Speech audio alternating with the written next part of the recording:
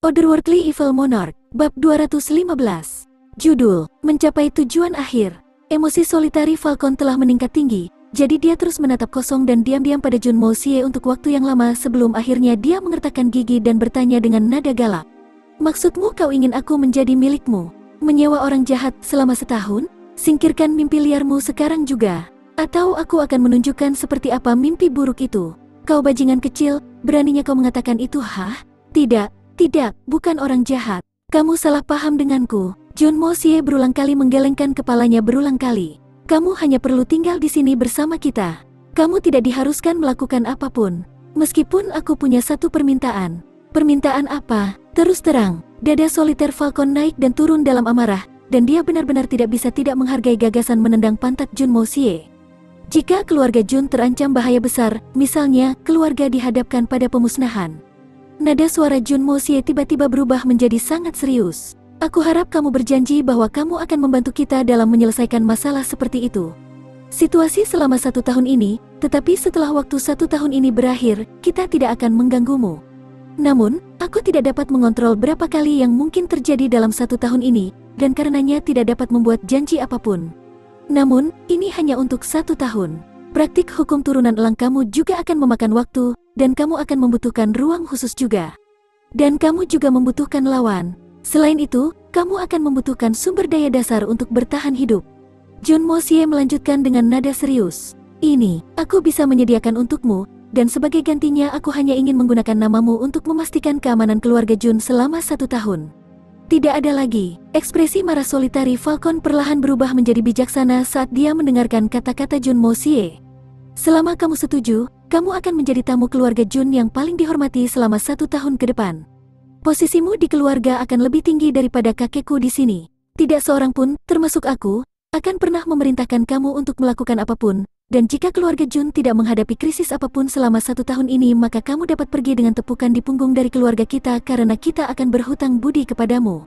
Dan kau akan menjadi pahlawan dalam ingatan keluargaku. Junmo Xie terus berbicara. Selain itu, aku berharap guruku akan sering mengunjungi kita tahun ini. Kalimat terakhir ini merupakan tawar-menawar yang cukup berarti melawan Solitary Falcon. Terlepas dari apapun, mengatur ruang khusus, lawan, dan kebutuhan dasar hidup bukanlah tugas yang sulit bagi pria sekali berdia, tetapi menemukan bimbingan dari ahli kelas dunia seperti itu sangat sulit. Bertemu orang seperti itu bahkan sekali seumur hidup bisa dianggap sebagai berkah dari surga di atas. Yah, karena gurumu dan aku cocok, aku. Solitaire Falcon balas menatap tajam pada Junmo Xie. Aku berjanji, hebat. Bibir Junmo Xie melengkung tersenyum lebar. Bagaimana kalau kita pergi ke Danau Kabut Roh dan secara resmi menutup pengaturan kita dengan malam hiburan? Persetan denganmu, tendangan, dan Junmo Xie mendapati dirinya menari di udara seperti artis trapeze. Junmo Xie telah merencanakan ini sejak awal, dan merasa seolah-olah surga memihaknya sejak dia menatap Solitaire Falcon lagi di hutan Maple. Meskipun tipuannya untuk memikat kedua Swan Beast sepertinya cukup untuk memilah Suehun Manor untuk saat ini, tetapi Suehun Manor adalah organisasi besar pada akhirnya. Selain itu, latar belakang mereka yang sebenarnya bisa jadi sama sekali tidak diketahui olehnya saat ini, yang membuat mereka semakin berbahaya. Bahkan jika mereka dipaksa untuk mengambil langkah mundur setelah putra Li Juetian lumpuh, mereka selalu dapat bangkit kembali dalam beberapa saat karena anak muda itu selalu bisa menikah bahkan jika dia setengah dipukuli sampai mati, memungkinkan Suehun Manor bangkit kembali pada waktunya. Oleh karena itu, Junmo Xie perlu melindungi keluarganya dari mereka, dan dia perlu menyempurnakan perlindungan ini. Selain itu, bahkan jika masalah dengan Suehun Manor telah diselesaikan, dia masih tidak dapat mengabaikan fakta bahwa 3 sesepuh kota Silver Blizzard sekarang berada di dalam wilayah kota Tianxiang.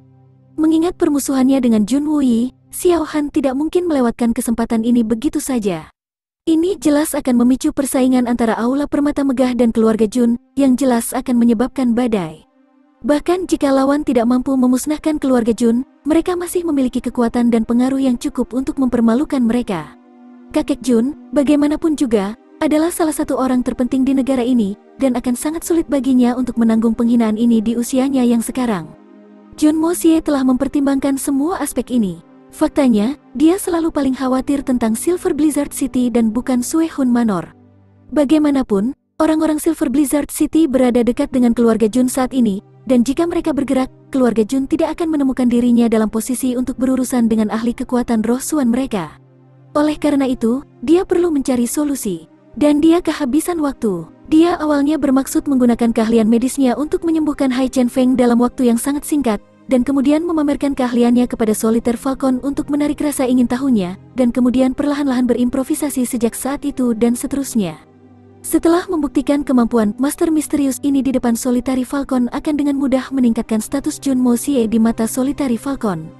Namun, rencana surga di atas selalu menggantikan rencana kita, dan dia akhirnya ditempatkan dalam situasi membuat terobosannya sendiri, dan sebagai hasilnya menemukan dirinya benar-benar tidak berdaya, dan dipaksa untuk memilih pilihan terbaik kedua yang tersedia. Karena tidak ada pilihan lain, dia terpaksa melarikan diri ke tanah, dan kemudian dipaksa untuk merencanakan semuanya lagi. Karena Junmo Xie entah bagaimana dapat mencapai semua yang awalnya dia akhiri, orang dapat menganggap bahwa tujuan dasarnya sebagian besar telah tercapai sekarang. Selain itu, karena Solitaire Falcon akan menjadi saksi keluarga Jun mendapatkan beberapa tumbuhan yang sangat berharga untuk meningkatkan kekuatan beberapa anggota keluarga terbaik mereka, pria dengan ambisinya tidak mungkin untuk duduk diam dan tidak berpartisipasi. Oleh karena itu, saat dia menemukan pertempuran itu di hutan Maple, Tuan Muda Jun telah menyadari bahwa dia dapat dengan mudah merumuskan seluruh rencana yang layak yang pada akhirnya akan memilas semua masalahnya dalam satu tembakan.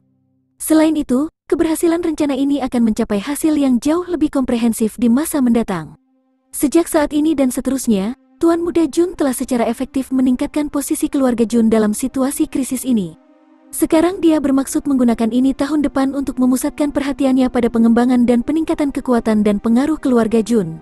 Seluruh skenario ini adalah apa yang Tuan Muda Jun telah dengan susah payah menghitung sejak dia memprovokasi persaingan untuk Suan Core.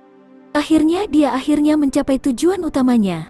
Tuan Muda Jun berada dalam kerangka berpikir yang sangat bahagia sekarang karena usahanya yang melelahkan akhirnya membuahkan hasil, tetapi atmosfer di permata luar biasa diselimuti kabut kesuraman.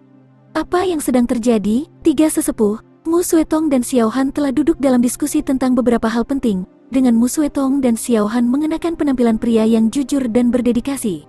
Terutama sikap Xiao Han, berbeda dari sikapnya yang sombong dan kasar di kediaman Jun karena dia mengenakan tampilan bayi kecil yang berperilaku paling baik di darat di depan tiga sesepuh.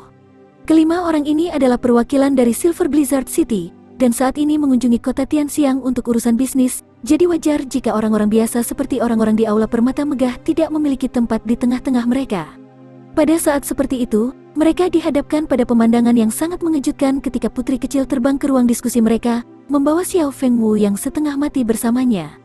Bahkan yang terlemah dari 5 orang ini adalah ahli Sky Xuan, tetapi bahkan orang-orang ini tetap khawatir untuk melihat kondisi dan tingkat keparahan luka Xiao Fengwu. Mereka jelas menyadari bahwa Xiao Fengwu dan putri kecil telah menyelinap keluar dari Aula Permata Megah untuk menghibur diri mereka sendiri atas bujukan putri kecil, tetapi karena sebagian besar kultivator telah meninggalkan ibu kota setelah inti Xuan dibawa pergi oleh karakter misterius itu, dan keadaan kota sebagian besar telah pulih ke ketenangan biasanya, dan karena itu 5 pria ini dengan senang hati membiarkan kedua anak muda ini berjalan-jalan di sekitar kota, takut bahwa mereka akan bertengkar dengan putri kecil yang mengomel dalam skenario yang berlawanan. Selain itu, karena situasi kota dengan cepat berubah menjadi normal, kedua emas Xuan kuat muda ini akan dianggap sebagai ahli kelas 1 menurut standar kota, jaminan yang menghibur mereka untuk menutup mata terhadap kenakalan mereka. Karena itu, Xiao Han cukup senang melihat kedekatan keponakannya dengan putri Han Yanmeng. Namun, mereka tidak pernah menyangka bahwa tamasya kecil ini akan berakhir dengan mereka berdua kembali dengan Xiao Fengwu dipukuli setengah mati. Luka-lukanya terlihat sangat serius, tapi bukan hanya luka-lukanya yang membuat situasinya begitu mengerikan. Pakaian Xiao Fengwu benar-benar robek hingga pakaian bawahnya hampir tidak bisa menyembunyikan apa yang bersembunyi di bawahnya. Selain itu, baju besi pelindungnya juga telah dilucuti dari tubuhnya. Xiao Fengwu adalah anggota kelas atas kota Blizzard Silver City dan tak satu pun dari orang-orang ini dapat memahami bahwa ada orang yang akan menunjukkan kebencian seperti itu terhadap anak muda itu sehingga penyerang bahkan akan menelanjangi bocah itu dari pakaiannya. Han Yanmeng cukup terkejut melihat 5 pria ini menunggu di sana untuk mereka, tetapi setelah melihat orang yang dicintainya, semua negativitas dan ketakutan hatinya meledak dalam sekejap, dan dia segera berlari ke pelukan tetua ketiga, menghentakkan kaki, menangis, dan terisak. Gadis muda ini sangat dihargai oleh para pria ini sehingga mereka bahkan tidak pernah membiarkan kemungkinan bahaya mengintai di sekelilingnya sepanjang hidupnya, tetapi hari ini tetua ketiga harus menepuk punggungnya untuk menenangkannya. Tentu saja amarahnya telah melampaui semua batas. Siapa yang berani menyiksa putri kecil dari kota Blizzard Silver City? Bahkan tuan kita, Han Feng Shui tidak berbicara kasar kepada gadis kecil ini, karena takut dia akan membuat ulah yang paling gila. Aku tidak akan pernah berpikir bahwa akan ada makhluk di kota Tianxiang yang mampu melakukan hal seperti ini padanya. Selain itu, dia bisa dengan jelas melihat jejak telapak tangan di wajahnya, yang ketika disertai dengan air mata yang tak terhibur dan tak berujung memenuhi hatinya dengan kesedihan yang menyakitkan, menambah amarahnya dengan cara lain yang tidak mungkin dilakukan. Kelima pria itu mengintip dan mengerutkan kening saat melihat kondisi luka Xiao Fengwu. Kekuatan Xuan Qi-nya masih utuh meskipun tubuhnya terluka parah. Tetua ke-9 mendekati Xiao Fengwu dan meletakkan tangannya di atas tubuh anak muda itu untuk memberikan Xuan Qi-nya sendiri untuk menyembuhkan luka bocah itu, dan dibiarkan mengerutkan kening saat dia membagikan temuannya dengan teman-temannya yang lain. Keempat pria lainnya juga sama terkejutnya saat menyadari hal ini. Putri kecil bagaimanapun, terus terisak, hanya tidak dapat memahami arti dari kalimat ini. Itulah mengapa dia dengan terisak bertanya karena penasaran. Apa maksudmu? Dari pertempuran, ini bukan hasil kerja Xuan Qi seseorang. Penyerang menggunakan kekuatan murni untuk melakukan ini. Tetua ketiga dengan hati-hati melihat tubuh anak muda itu, dan berkata dengan wajah berat. Dilihat dari luka-lukanya, kurasa bocah itu akan kehilangan 9 nyawa jika penyerang menggunakan Xuan Qi-nya. Tampaknya meskipun tindakan orang ini sangat menyeramkan pada awalnya, tetapi tindakan itu sama besarnya dan dihitung dengan kebenciannya. Mereka berlima mengerutkan kening hampir secara bersamaan karena mereka semua menyadari bahwa akan dibutuhkan seseorang yang jauh lebih kuat dari Xiao Fengwu untuk memukulinya dengan begitu parah. Faktanya, mereka semua dapat dengan jelas merasakan bahwa pria itu setidaknya adalah seorang Gioxuan, tetapi mungkin lebih tinggi karena Xiao Fengwu adalah seorang pejuang yang agak terampil, yang berarti Gioxuan biasa mungkin tidak dapat melukainya. Ini sangat mudah, meskipun fakta bahwa pakaian anak muda itu telah dirobek, dan fakta bahwa bahkan baju besinya telah diambil tanpa ada tanda-tanda kesopanan yang terlihat tertinggal, jelas menunjukkan bahwa penyerang mungkin jauh lebih kuat dari yang mereka antisipasi. Namun, dalam kedua kasus tersebut, terbukti bahwa ini adalah kasus balas dendam lebih dari apapun. Putri kecil, jangan khawatir. Kamu bisa bernapas lega sekarang, kamu aman. Beritahu kita secara perlahan apa yang terjadi. Mu Suetong menyatakan. Otherworldly Evil Monarch, Bab 216. Judul, mengoperasikan secara terpisah. Iya, itulah yang terjadi. Han Yanmeng terus terisak-isak, sementara suaranya bahkan tergagap saat dia ingat bertemu pria telanjang di hutan Maple, dan pertarungan yang terjadi segera setelahnya. Penontonnya, yang sudah tua dan cukup berpengalaman dalam hal-hal duniawi telah memahami bahwa ini mungkin hanya kesalahpahaman dan tidak lebih. Berdasarkan evaluasi mereka terhadap tingkat Xuan Qi pria itu, mereka dapat dengan jelas merasakan bahwa pria itu mungkin berlarian telanjang di dalam hutan untuk berlatih semacam teknik bela diri ketika putri kecil dan Xiao Fengwu mengganggu latihannya, memaksa pria untuk menghentikan aktivitasnya, yang mungkin memprovokasi pria itu sebagai akibatnya. Mengingat cara terjadinya sesuatu, seseorang harus menghargai kebijaksanaan mereka karena tebakan mereka sebagian benar dari satu perspektif. Apa pria itu tahu asalmu? Penatua ke-6 menanyakan pertanyaan yang paling penting. Apakah dia tahu? Han Yanmeng menyeka air matanya dan kemudian berkata, dia sepertinya tidak tahu tentang kita pada awalnya, tetapi ketika pria itu akan pergi, Brother Xiao mengatakan sesuatu dan pria itu segera menjadi sangat marah. Kemudian dia meraih Brother Xiao dan mulai memukulinya dan kemudian Brother Xiao akhirnya terlihat seperti ini. Apa yang Fengwu katakan padanya? 5 pria itu dengan cemas bertanya pada saat bersamaan. Kelima pria ini telah menilai bahwa kalimat yang satu ini pasti membuat marah pria telanjang itu. Dan karenanya, mengetahui kalimat ini akan menjelaskan dengan jelas masalah yang memicu kejadian ini. Brother Xiao berkata, kota Blizzard Silver City tidak akan membiarkanmu lolos begitu saja. Kita akan memusnahkan seluruh keluargamu. Putri kecil jelas telah belajar bagaimana meniru orang karena peniruannya sebagai Xiao Fengwu dianimasikan dengan sangat akurat. Air matanya masih tertinggal di bulu matanya saat dia selesai menceritakan kalimat ini, dan bisa merasakan dari reaksi ketiga sesepuh bahwa mungkin ada sesuatu yang sangat salah dengan kalimat ini. Ketiga sesepuh menghela nafas pada saat bersamaan. Ini hanya nasib buruk bukan? Masuk akal untuk keluar dengan damai ketika kamu dapat dengan jelas melihat bahwa pihak lain jauh lebih kuat dari diri kamu sendiri, terutama ketika kamu terdampar sendirian, dan tanpa bantuan apapun. Alih-alih mundur, dia malah mulai mengancam pria itu, dan kemudian melangkah maju dan mengancam akan menghancurkan seluruh keluarganya. Biarpun dia benar-benar ingin membalas dendam atas kejadian itu, maka dia seharusnya meninggalkannya di lain waktu di masa depan. Anak ini benar-benar tidak berpengalaman dalam hidup. Ketiga sesepuh mengevaluasi skenario ini dengan sangat hati-hati dan sangat yakin bahwa mereka sendiri akan mundur jika dihadapkan pada keadaan seperti itu. Ketiga pria itu sepakat bahwa nyawa Xiao Fengwu telah diselamatkan oleh belas kasihan pria telanjang misterius itu. Silver Blizzard City tentu saja adalah faksi terkuat di dunia ini, dan semua orang takut akan kehebatan kita. Namun, membual secara terbuka tentang nama kita terkadang cukup untuk membawa kamu ke dalam bahaya yang mematikan. Tetua ketiga menghela nafas. Orang ini mungkin telah bertindak tanpa ampun, tapi dia jelas bukan pembunuh. Ekspresi wajahnya tiba-tiba berubah, dan tiba-tiba menjadi sangat tidak sedap dipandang saat dia mengucapkan kalimat ini. Meskipun dia belum menyelesaikan kalimatnya, tampak jelas bahwa dia merasa sangat sulit untuk melanjutkan. Tetua ketiga, keenam dan kesembilan telah bekerja bersama selama bertahun-tahun sekarang, dan memiliki pemahaman yang sangat jelas tentang proses berpikir satu sama lain. Wajah ketiga pria itu berubah menjadi warna jelek yang sama karena mereka mengevaluasi dan menilai situasi dengan pola pikir yang sama. Ketiga pria itu memikirkan hal yang sama saat ini. Jika orang ini berada dalam posisi di mana dia bahkan tidak takut memprovokasi Silver Blizzard City, maka itu hanya menyisakan satu pilihan jika kita ingin menghindari masalah di masa depan. Kita harus membungkam pria itu. Namun, ketiga sesepuh juga tidak sepenuhnya bersedia untuk membuat pilihan ini. Karena pria itu bisa saja membuat hal yang sama. Tapi dia tidak hanya dia tidak membuat keputusan kejam ini, dan benar-benar telah menyelamatkan nyawa kedua anak mereka. Pria itu bahkan menahan diri untuk tidak menyakiti putri kecil secara langsung. Namun, pria itu dengan sengaja meninggalkan Xiao Fengwu dalam keadaan fisik yang sangat malu setelah memukulinya hingga hampir mati. Ini pasti akan menyalakan api kebencian yang tak tertahankan di hati Xiao Fengwu, yang tidak akan mendidih sampai pria itu mati. Pria itu tidak membunuh Xiao Fengwu, tapi memastikan untuk memprovokasi dia dengan cara yang paling keterlaluan. Dan tindakan seperti itu hanya bisa dijelaskan dengan satu cara. Pria itu tidak peduli dengan kekuatan Silver Blizzard City. Dengan kata lain, pria itu begitu yakin bahwa dia tidak hanya tampak takut pada Silver Blizzard City, dia juga benar-benar menganggap dirinya cukup kuat untuk melawan mereka. Pada dasarnya, jika berita tentang insiden ini diketahui publik, reputasi kota Badai Perak akan mengalami banyak kerugian.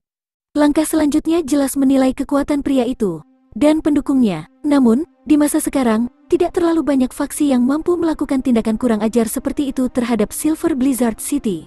Sue Hun Manor tidak mungkin berada di balik ini. Tetua ketiga dan Xiao Han sepakat dalam hal ini, namun, yang terakhir bekerja sebagai malaikat yang sama sekali berbeda dalam pikirannya. Orang-orang Sue Hun Manor bahkan tidak muncul untuk Suankor, jadi sepertinya ini tidak mungkin terjadi. Dilakukan oleh salah satu orang mereka. Ngomong-ngomong, jika ini dilakukan oleh salah satu dari orang-orang mereka, lalu mengingat kesombongan mereka yang terkenal di dunia, pria itu jelas akan meninggalkan bekas. Mereka suka keberanian mereka untuk dikenali oleh dunia, tapi ini dilakukan dalam keheningan dan pengasingan, jadi kecil kemungkinan mereka ada hubungannya dengan ini. Jadi menurutmu siapa di balik ini? Enam tetua mengangkat alis peraknya. Aku percaya bahwa hanya ada satu keluarga di kota Tianxiang yang menyimpan kebencian yang cukup dalam untuk melakukan hal seperti ini. Mata Xiao Han berkedip dingin. Dan keluarga itu adalah keluarga Jun. Hanya keluarga Jun yang akan sangat peka terhadap nama keluarga Xiao. Dan oleh karena itu aku yakin ini pasti perbuatan mereka. Menurut deskripsi putri kecil, pria itu berkata, "Aku benci nama keluarga Xiao." Kalimat ini dengan jelas menunjukkan bahwa pria itu memendam permusuhan terhadap keluarga Xiao, dan kemudian, begitu Feng Wu mengungkapkan identitasnya, pria itu dengan kasar memukulinya.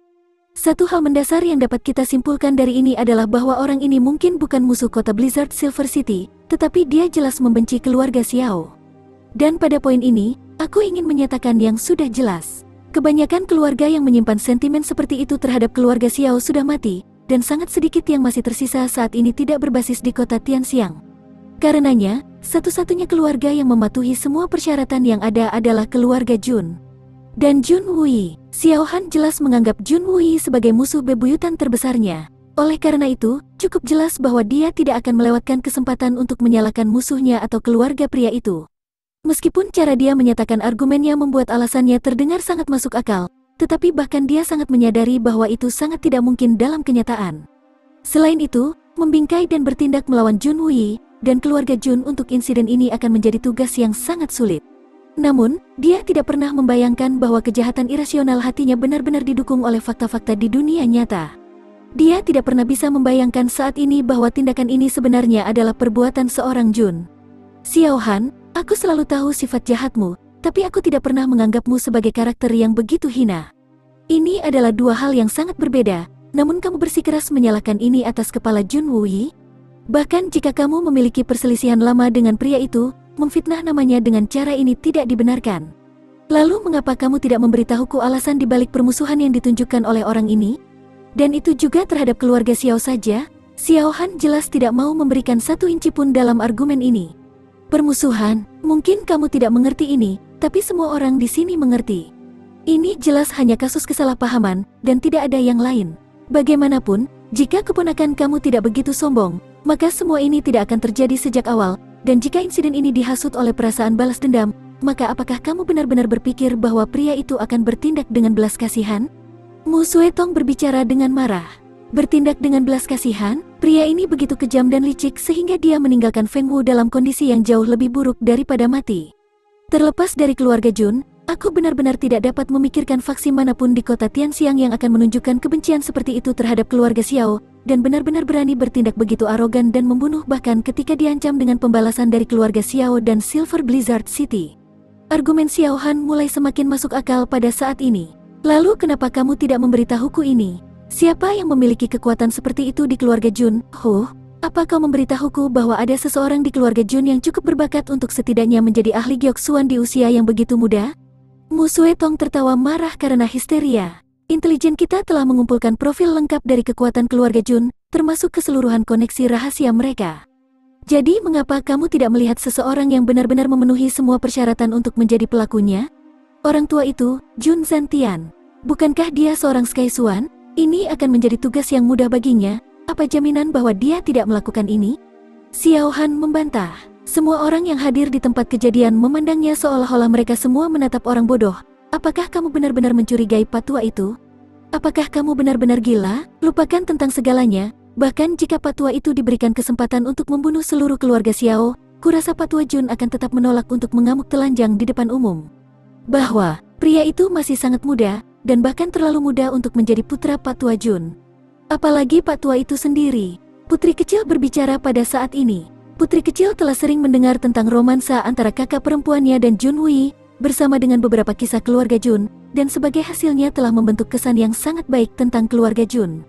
Putri kecil, kamu tidak tahu tentang ini, tapi dunia ini memiliki beberapa metode di mana penampilan seseorang dapat sepenuhnya diubah menjadi penampilan orang lain. Xiao Han tahu bahwa akan sulit untuk memenangkan kepercayaan semua orang dengan argumennya yang keliru, tapi dia bertekad untuk mempertahankan pertahanan yang kuat. Ya, terlebih lagi, kekuatan Jun Wei juga telah mencapai alam Skysuan, dan dia pasti tidak akan menahan diri dari berlarian telanjang untuk mengekstrak dendam terhadap keluarga Xiao. Kamu sudah gila. Kamu tahu betul tentang kondisi Jun Wei yang tidak bisa bergerak, namun kamu terus memperdebatkan hal ini? Motif apa yang ingin kamu simpulkan dari ini? Mu Suetong membalas dengan marah.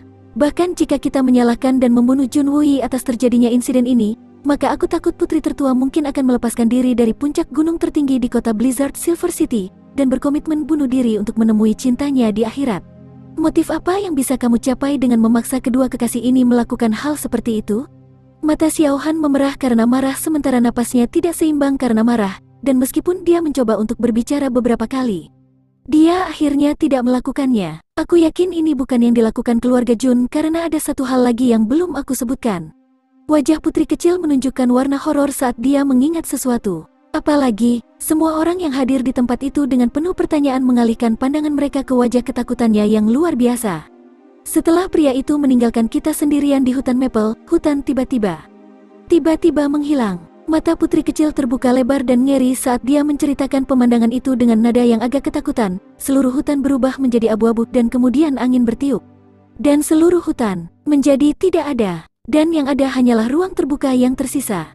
Lahan kosong dan terbuka. Tidak ada lagi. Ketiga sesepuh segera berdiri setelah mendengar ini. Bahkan tetua ke-9, yang sibuk memberikan pertolongan pertama kepada Xiao Fengwu yang terluka tidak terkecuali, meninggalkan anak yang terluka itu untuk menyemprotkan lebih banyak darah dari mulutnya.